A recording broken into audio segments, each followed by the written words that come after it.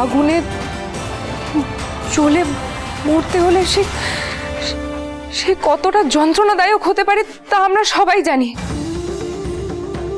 যারা আমাকে পাপিষ্ঠা বলেছেন, যারা আজ আমার বিরোধিতা করছেন, তারা সবাই জানেন। তাও আমরা সবাই সব জেনে বুঝেও চোখ বুজে থাকবো, কিচ্ছু বলবো না।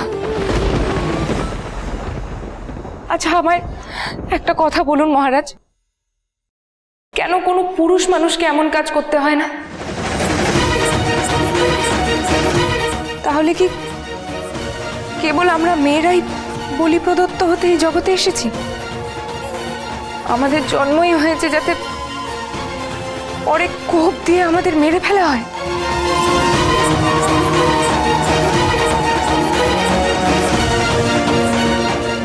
বংশের বৃদ্ধি লাভ হবে বলে নির্দোষ মেয়েদেরকে জ্বলন্ত চিতায় পুড়িয়ে মেরে ফেলার জন্য ধর্ম সৃষ্টি হতে পারে না, এ আমার দৃঢ় বিশ্বাস।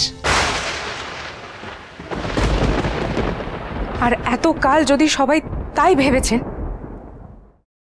তাহলে এ ভাবনা অনুচিত।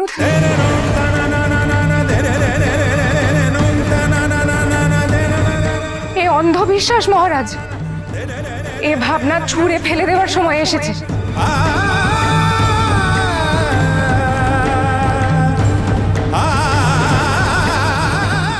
যদি এইভাবেই একের পর এক মেয়েদেরকে চিতায় তুলে এমন করে মেরে ফেলে দেওয়া হয়, তাহলে মানব সভ্যতাই থাকবে না একদিন। এই পৃথিবী ধ্বংস হয়ে যাবে।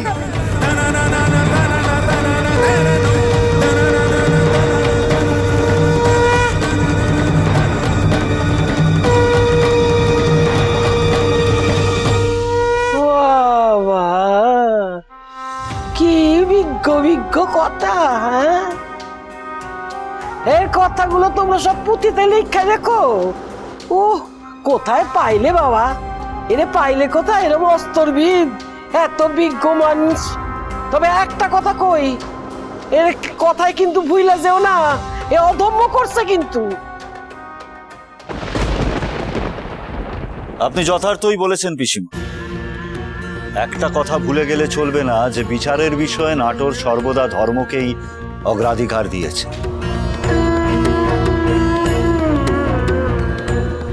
তাই সেই কথা মাথায় রেখে, সেই পরম্পরা বজায় রেখে যেন বিচার করা হয়। দাঁড়ান খুড়োমশাই, বিচার সভা এখনো শেষ হয়নি। আচার্য গুরু, আপনি শুরু থেকেই নিশ্চুপ আছেন। আপনার যদি কিছু বলার থাকে বলতে পারেন। আমার কাছে পুরো বিষয়টাই একদম জলের মতো সরল। দেখুন, সতী ঠিক না বেঠিক সেটা নিয়ে আমরা আলোচনা করতে বসিনি।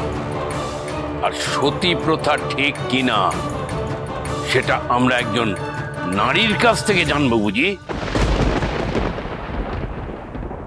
মহারাজ, আমার কথা হচ্ছে, যে নারী একটা মহৎ কাজে বাধা দেন, একটা ধর্মাচরণে বাধা দেন, একটা উচিত কাজে বাধা দেন, তার কঠোরতম শাস্তি হওয়া উচিত।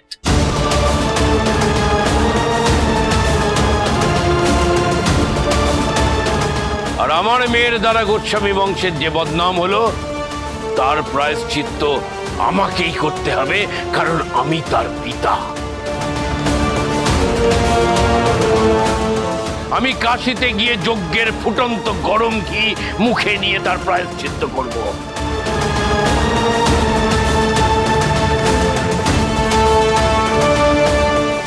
এবার বাকি সিদ্ধান্ত আপনাদের হাতে।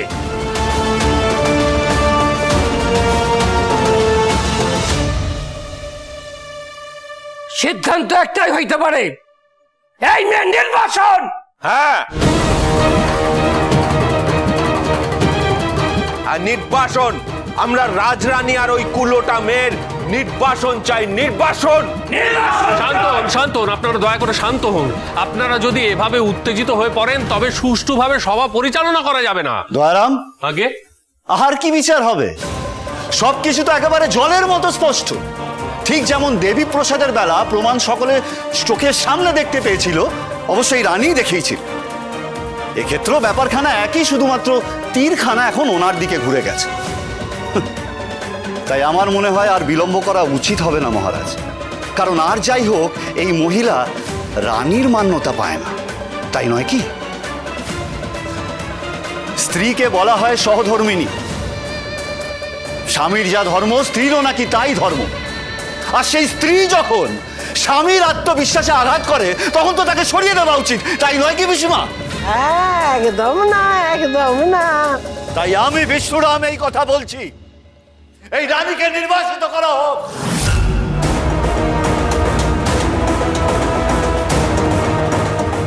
একেবারে বিষ্ণু ঠিক কইছে। আরে নির্বাসন দাও, দূর কইরা দাও, এরে দূর কইরা দাও। বিচারের সিদ্ধান্ত কি শোনাবে শুনিয়ে দাও। রঘুরাজ, আমার এবার কি করা উচিত? সে সিদ্ধান্ত সম্পূর্ণ তোমার রামকান্ত।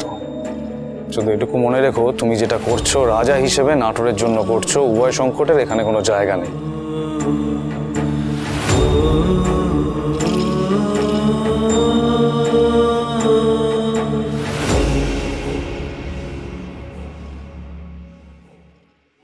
সবার যা অভিমত, সবার যা বয়ান আর ধর্মবিশ্বাস,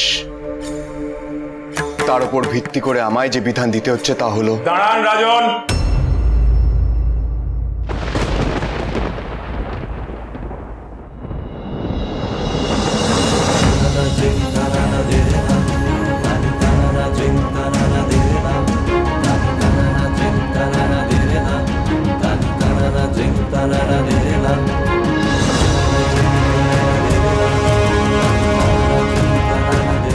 আপনি ইনি কে?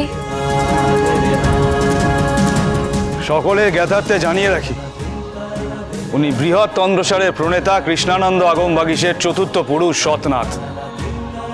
হঠাৎ আমাদের রাজসভায়। আমার পিতা আমাকে এখানে পাঠিয়েছে।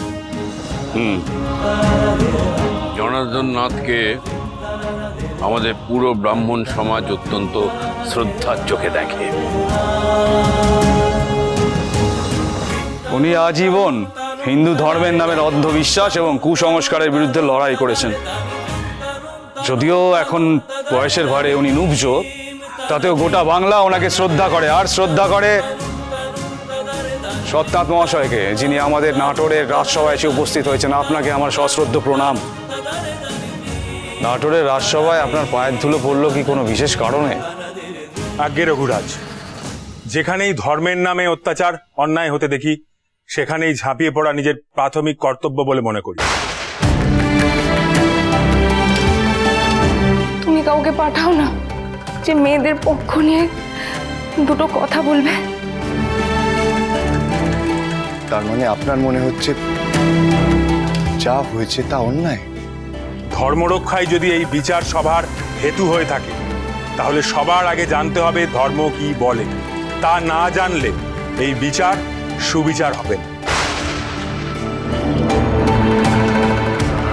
4 পুরুষ ধরে আমরা দেশে দেশে দিকে দিকে হিন্দু ধর্ম, সঠিক হিন্দু ধর্ম প্রচার করে চলেছি, কিন্তু আজ দেখি দিকে দিকে ধর্ম পথভ্রষ্ট।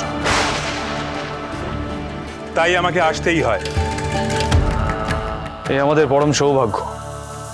নাটোরের রাজসভা আলোকিত হলো আপনার উপস্থিতিতে। বলুন আপনি কি বলতে চান, আর ততক্ষণ এই বিচার সভা স্থগিত রইল।